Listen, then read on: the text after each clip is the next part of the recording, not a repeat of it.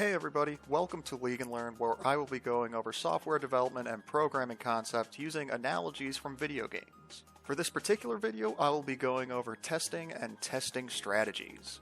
No, I was just limit testing. Yeah, not that kind of testing. By testing, I don't mean the manual testing that you'll be doing during development, I mean the automated testing that comes with building or releasing the application. So first of all, why test?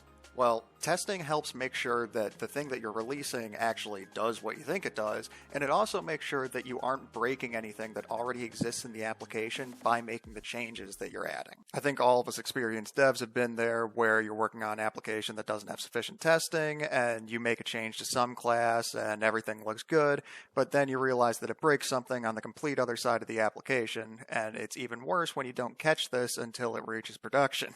So that's why we want to have automated tests that can catch any of these problems before it gets to that point. Now, there are many different kinds of automated tests, each with their own goal, and to illustrate this, here's my crappy drawing of what we call the testing pyramid.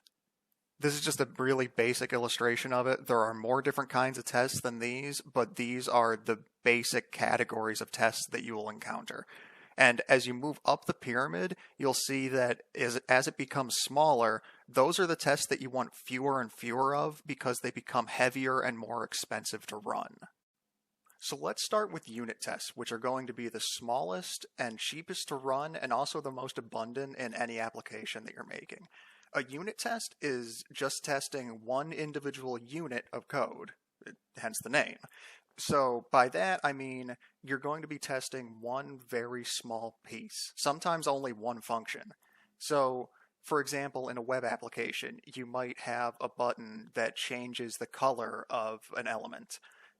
A unit test would just be testing that one button click. It would be making sure that when that function is called, the div changes color. Or you could have an API that applies some kind of tax conversion to a numerical input. It's just going to be testing if, based on an input, it applies the correct conversion. You can think of unit tests as being similar to the practice tools that some video games like League of Legends or World of Warcraft offer. In League of Legends, if you wanted to test how a different build is working for a character, let's say you're playing Jinx and you want to try out two different builds where you're only changing one item, you're only changing one little thing, and you can use the practice tool to see what the difference in damage output would be based on that one item being changed. Unit tests often feature the idea of mocking, which is basically making it so that any interaction that it has with another piece of code is going to be mocked. It's going to be faked. You're not actually running that other piece of code. The idea behind this being that you're only trying to test the unit that you're actually testing at the time. You're not testing all the pieces that it interacts with.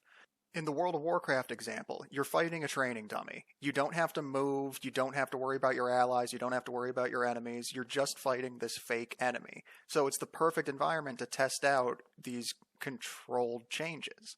Similar to the Jinx example in League of Legends with the practice tool. It's just training dummies, so any difference that you see in output is due purely to the changing of whatever element that you're testing.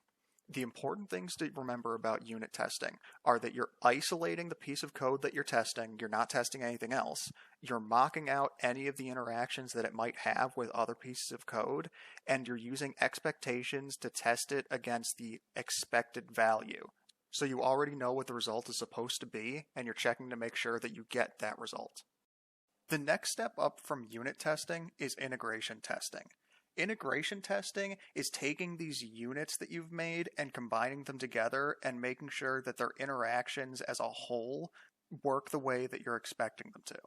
Integration tests are going to be more expensive and quote-unquote heavier than unit tests because instead of just standing up one little piece of code at a time and mocking everything else, you're actually standing up all of these different units together, so you have to have more of your application running for each test. An example of a simple integration test would be a part of your application that interacts with your database. So you would start the connection to the database, you would trigger a function that modifies the database, then you would check to make sure that the database was modified in the way that you expected. Then after all of this, you have to have a cleanup step where you then remove or undo that change from the database so that it's not polluting the database for future tests. I think a good video game analogy for integration tests would be a series like Total War with their custom battles. You're bringing in an army into these battles made up of all of these individual units. So a unit test would be looking at an individual unit and testing how it does in a certain situation. An integration test is bringing an army full of all these different units and making sure that it functions well together. Because even if the units are doing what you expect them to on their own, when they're interacting with each other, they could bring out these behaviors that you're not expecting and that you don't want. The whole point of integration tests is to make sure that these units that you've already tested are working well together. Similar to integration tests, and some people even call them subset of integration tests, are contract tests. Contract tests are used to ensure that two services are compatible with each other. So in this case, one service isn't really caring about what the other service is doing functionally, it's just making sure that the message that it's sending or receiving to and from that service is in the correct format. A real-life example of a contract test would be if your service is supposed to get a GET request for user comments. It's going to query the database and it's going to return the users and their comments. It's not going to return users, comments, and then their favorite color because you don't give a shit about their favorite color. You just care about their comments.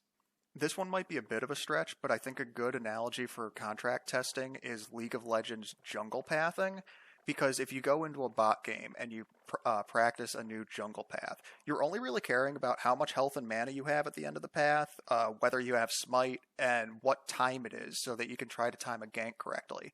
Because those are the things that matter to a real game. Ganking a bot doesn't really translate well to a real game because players don't play like bots, but things like timing and how much health you have, those directly translate to what would happen in a real game and can tell you whether you're going to be able to gank effectively or go for the objective that you want to. So you're not really testing the functionality, you're just testing these superficial things that will allow you to interact with the other players in a real game. To sum it up, integration testing and contract testing are about making sure that your units are working together correctly. Each group of units is doing the job that it is supposed to be doing.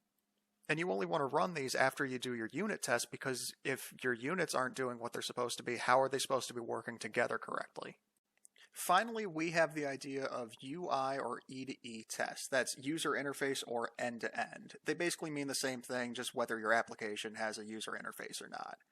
These are probably the easiest to understand because you're basically just running your application and interacting with it in a normal way and making sure that the whole process from one end to the other, hence end-to-end, works. These are the tests that you're going to have the fewest of and run the least often because they're the most expensive. It makes sense because you're starting up your whole application. You're not mocking anything, it's actually running like it normally would be. So these are usually going to be run as a last step before a release. To get an idea of what these tests would be like in the real world, a UI test would probably involve a user doing the entirety of one kind of workflow, like signing in and changing something, or changing something about their account, or creating an account and then logging in with it.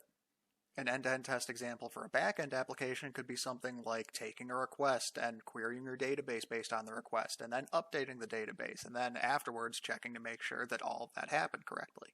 These are kind of like running scrims in a competitive game because everyone has tested their own build or their own strategy and you know how you can interact with your teammates, but now you're testing out what happens in a real-world scenario.